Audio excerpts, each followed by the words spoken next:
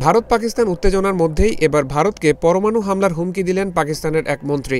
সিন্ধু নদীর পানি বন্ধ করে দিলে ভারতে পরমাণু হামলা হতে পারে বলে হুমকি দিয়েছেন হানিফ আব্বাসি নামের পাকিস্তানি ওই মন্ত্রী। এছাড়া ভারতকে যুদ্ধের জন্যও প্রস্তুত থাকতে বলেছেন তিনি।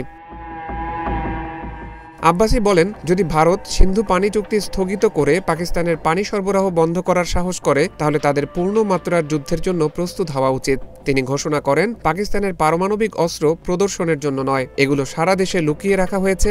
উস্কানি দিলে হামলা চালানোর জন্য প্রস্তুত থাকতে হবে ভারতকে। ঘড়ি, শাহিন ও গজনবী নামের ক্ষেপণাস্ত্রও প্রস্তুত রয়েছে বলে মন্তব্য করেন মন্ত্রী আব্বাসি। এসব ক্ষেপণাস্ত্রের পাশাপাশি ১৩০ পরমাণু বোমা ভারতের জন্যই রাখা হয়েছে বলে হুমকি দেন এই নেতা। বান্ডেল থাকলে প্রতি সেনমানিতে টাকা বাঁচবে।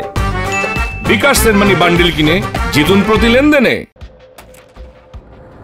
হানিফ আব্বাসি বলেন, যদি তারা আমাদের পানি সরবরাহ বন্ধ করে দেয় তাহলে তাদের যুদ্ধের জন্য প্রস্তুত থাকা উচিত। আমাদের কাছে যে সামরিক সরঞ্জাম আছে, আমাদের যে ক্ষেপণাস্ত্র আছে, সেগুলো প্রদর্শনের জন্য নয়। কেউ জানে না আমরা সারা দেশে আমাদের পারমাণবিক অস্ত্র কোথায় রেখেছি। আমি আবারও বলছি, এই ব্যালিস্টিক ক্ষেপণাস্ত্রগুলো এগুলো সবই তোমাদের কথা চিন্তা করে তৈরি। পেহেলগাম সন্ত্রাসী হামলায় ২৬ জন নিহত হওয়ার পর পাকিস্তানের বিরুদ্ধে ভারত একাধিক পাল্টা ব্যবস্থা নেওয়ার ঘোষণা দেওয়ার পর এসব প্রতিক্রিয়া এলো। এর আগে ভারত ১৯৬০ সালের সিন্ধু পানি চুক্তি স্থগিত এবং পাকিস্তানি নাগরিকদের জন্য সমস্ত ভিসা বাতিল করার সিদ্ধান্ত নেয়।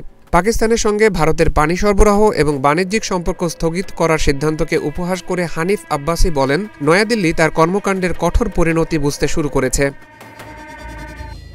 পাকিস্তান কর্তৃক ভারতীয় বিমান চলাচলের জন্য আকাশসীমা বন্ধ করে দেওয়ার ফলে সৃষ্ট বিপর্যয়ের কথা উল্লেখ করে আব্বাসি বলেন, মাত্র দুদিনের মধ্যে ভারতীয় বিমান চলাচলে যে বিশৃঙ্খলার সৃষ্টি হয়েছে তা একবার ভেবে দেখুক ভারত। যদি পরিস্থিতি আরও ১০ দিন এভাবে চলতে থাকে তাহলে ভারতের বিমান সংস্থাগুলো দেউলিয়া হয়ে যাবে।